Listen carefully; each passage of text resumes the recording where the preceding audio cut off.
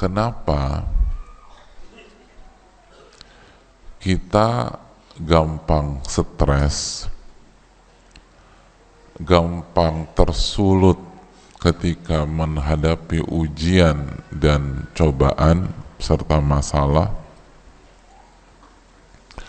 bahkan tidak sedikit yang mengalami depresi dan gangguan kejiwaan, sedangkan sosok-sosok yang ujiannya jauh lebih berat daripada kita, para nabi dan rasul, itu justru bisa menjalani kehidupannya dengan bahagia. Kalaupun ada letupan, segera berakhir, tidak berlarut-larut seperti kita. Begitu hadirin. Kan kalau kita lihat yang bunuh diri, yang stres, yang depresi, kalau kita lihat kehidupannya, itu mayoritas jauh dari Allah Subhanahu wa Ta'ala. Berarti kan ujiannya berat atau tidak? Tidak, dibanding para nabi dan rasul. Nah, hadirin yang dirahmati oleh Allah, karena para nabi dan rasul tahu bagaimana kunci agar masalah-masalah itu terurai. Kunci agar masalah-masalah itu terurai. Sedangkan kita tidak tahu. Sedangkan kita nggak punya kuncinya. Makanya berlarut-larut dan akhirnya meledak. Penyakit itu kalau didiamkan hilang sendiri atau tambah parah jamaah? Tambah parah atau hilang sendiri? Tambah parah hadirin, tambah parah. Begitu juga masalah ujian nggak ada kuncinya, tambah parah. Nah, apa kunci-kunci tersebut? Yang pertama jamaah, yang pertama,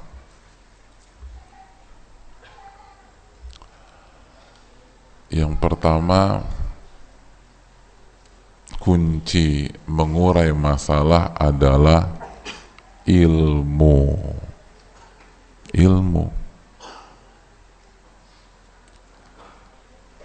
Kunci mengurai masalah itu lini belakang apa? Lini belakang? Yang depan nyaut belakang. Pak Ustadz, belakang tuh relatif. Bagi aku udah di belakang nih, Masya Allah. Nah ini lini belakang paling belakang. Apa kunci pertama? Ilmu, Masya Allah. Yang membuat seseorang itu bertahan, dikasih masalah bertubi-tubi, ujian bertubi-tubi, itu ilmu setelah taufik dari Allah Subhanahu wa Ta'ala. Allah berfirman dalam surat Al-Kahfi ayat 68, menukilkan ucapan Nabi Khadir menjelaskan penyebab kenapa Nabi Musa alaihissalam tidak bisa bertahan dengan diri beliau, tidak sabar untuk berkomentar. Apa kata Nabi Khadir yang Allah hikayatkan di dalam Al-Quranul Karim? Wa kaifa tasbiru ala ma lam tuhit bihi khubra. wahai Musa, bagaimana Anda bisa sabar? Bagaimana Anda bisa bertahan sedangkan Anda tidak tahu ilmu dari masalah yang sedang Anda hadapi? Ilmu, hadirin. Orang itu bisa menghadapi ujian itu bukan karena ujiannya mudah, tapi karena dia tahu ilmunya. Nah, itu yang sering kita keliru. Banyak di antara kita berpikir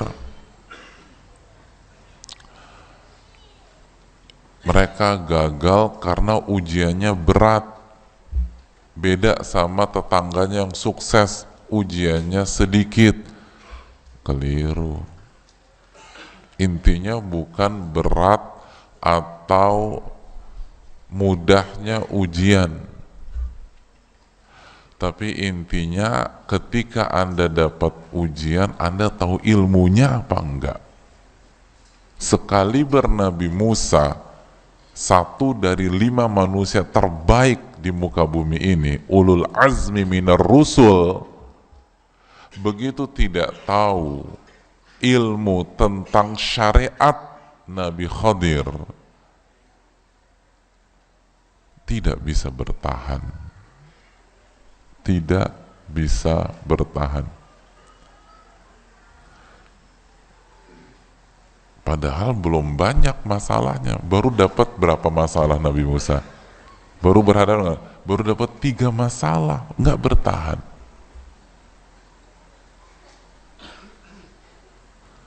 Ini yang kita lupakan, jamaah.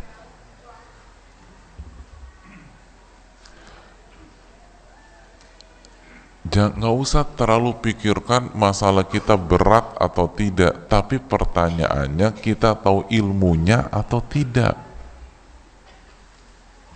Begitu.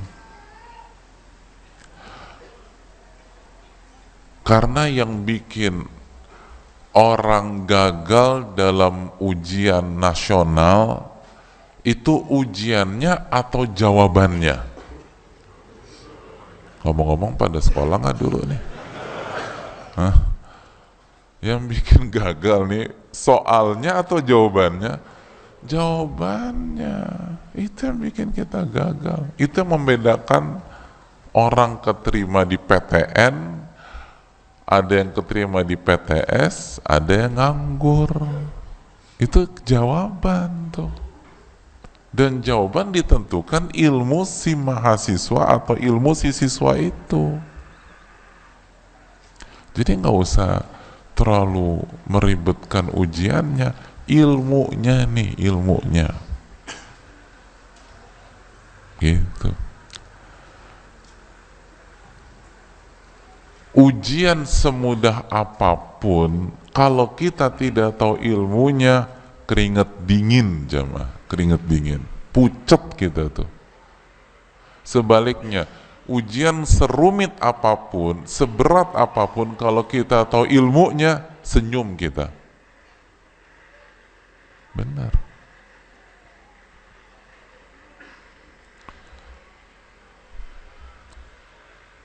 Kalau detik ini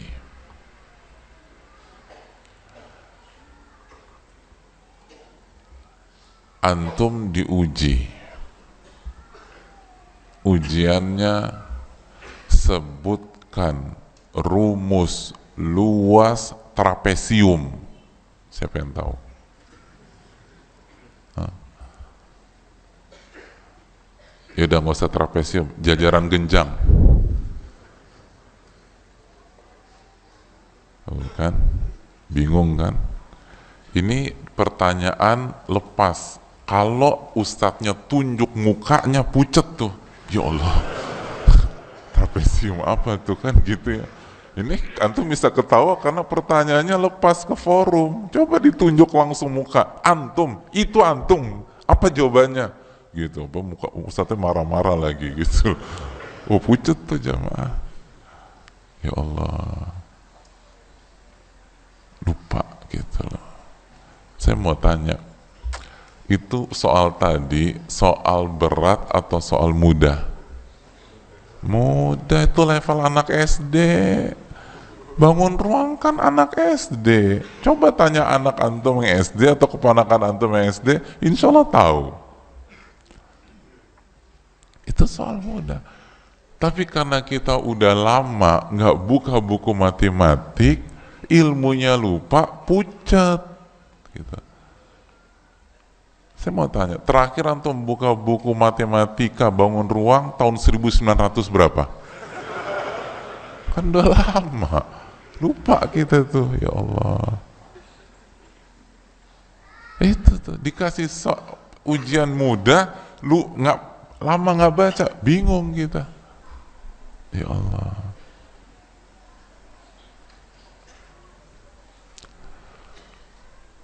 Sebaliknya dikasih ujian seberat apapun, sesusah apapun, kalau tahu ilmunya gampang.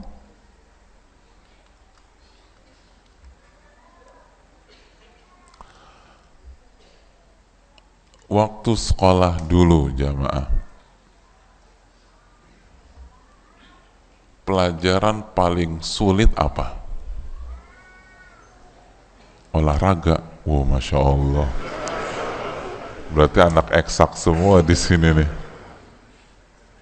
Pelajaran tersulit apa? Atau pelajaran favorit apa? Favorit?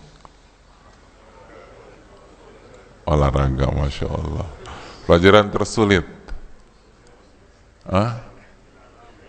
Pelajaran tersulit apa? Oh, pokoknya 3 besar selalu matematik, kimia, fisika gitu ya. Itu kayak di mana-mana tuh kompak orang Indonesia. Matematik, fisika, kimia, Masya Allah. Dulu tuh waktu saya SMA, pelajaran favorit saya justru fisika. Kalau kosong. Kimia kalau pas lagi kosong, matematik kalau lagi kosong. Pokoknya pelajaran kosong itu favorit saya. Tapi jangan ditiru lah. Hadirin ya, besok ujian fisika. Besok ujian fisika. Udah paling susah deh ujian fisika. Kalau ada gurunya, saya sama kayak antum, susah banget nih pelajaran. Terus guru udah pelajarannya susah, gurunya juga killer.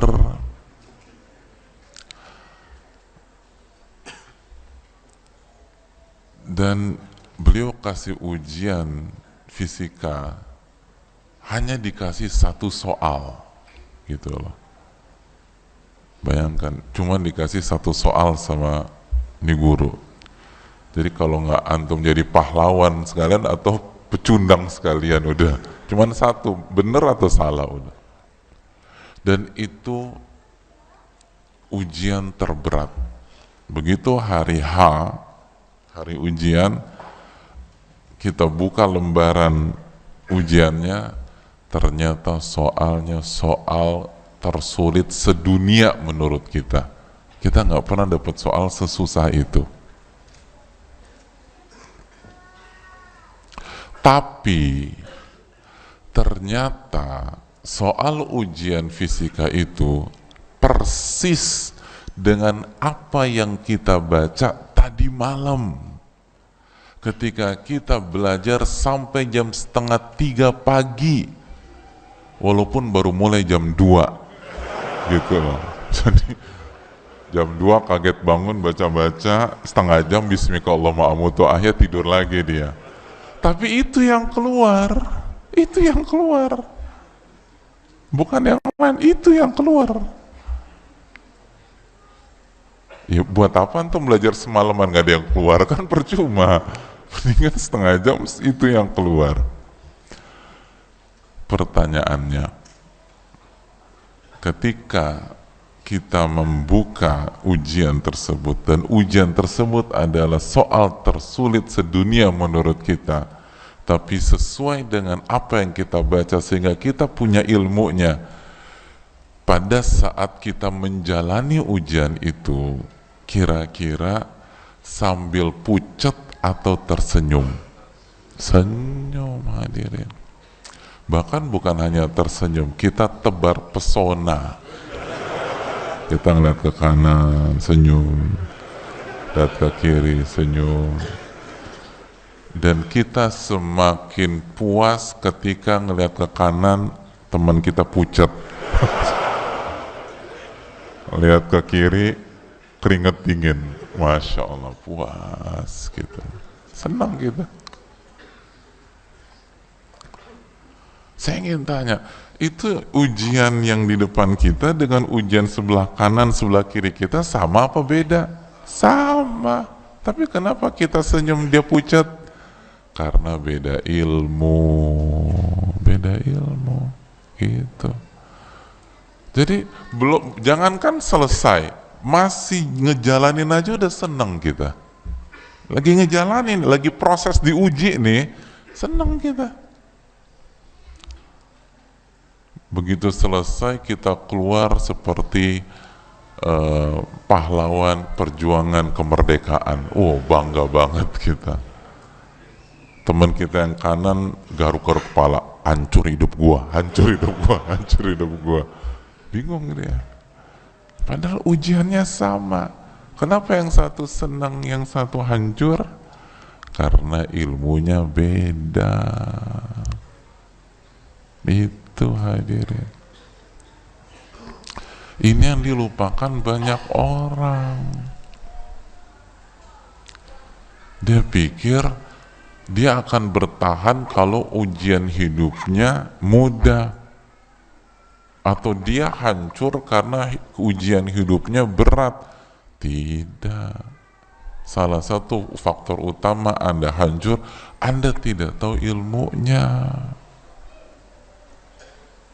Bukan karena ujian Anda berat. Para nabi lebih berat dari Anda, berhasil jadi orang-orang terbaik.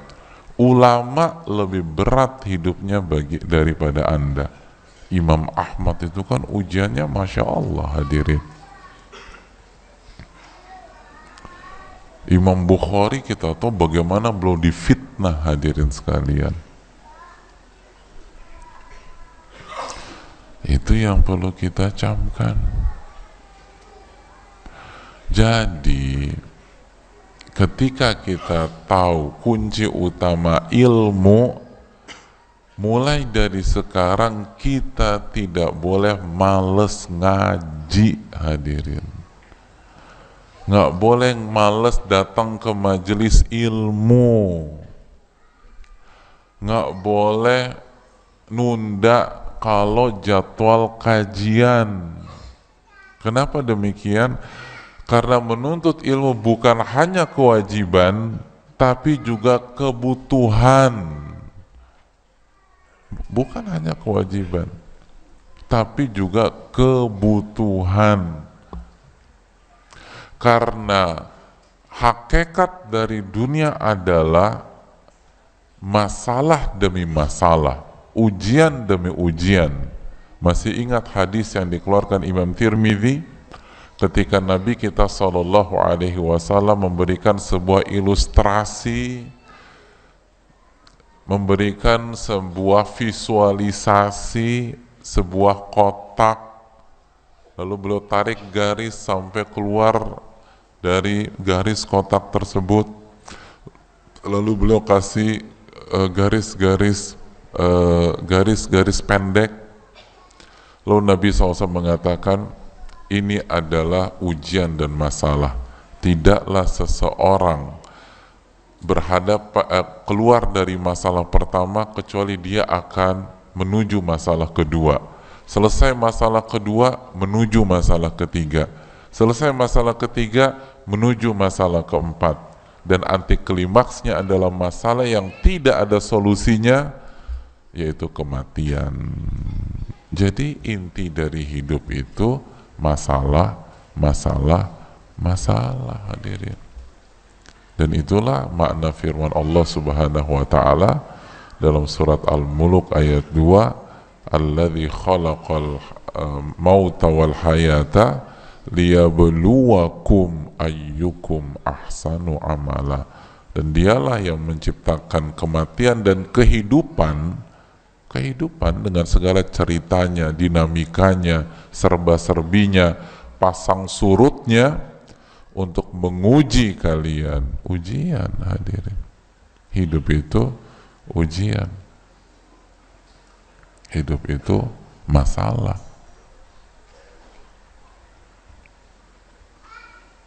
Itu yang perlu kita camkan. Nah, coba kita balik ke contoh di atas. Ketika kita ujian fisika yang super sulit itu,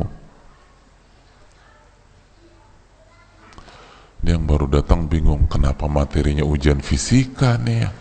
Kayaknya salah datang kajian. Masya Allah. Hadirin yang Allah muliakan, kita kembali ke contoh di atas. Pada saat kita ujian fisika, dan soalnya kan susah, pertanyaan saya, yang paling tahu kunci jawaban dari soal ujian tersebut guru apa? Guru fisika atau guru tata boga? Kenapa guru fisika? Karena dia yang buat soal. Karena dia yang buat soal. Yang buat soal lebih ngerti tentang gimana menyelesaikan ujian tersebut. Iya nggak hadirin? Karena dia yang buat soal. Nah, pertanyaannya, ketika kita menghadapi ujian rumah tangga, ujian di keluarga, ujian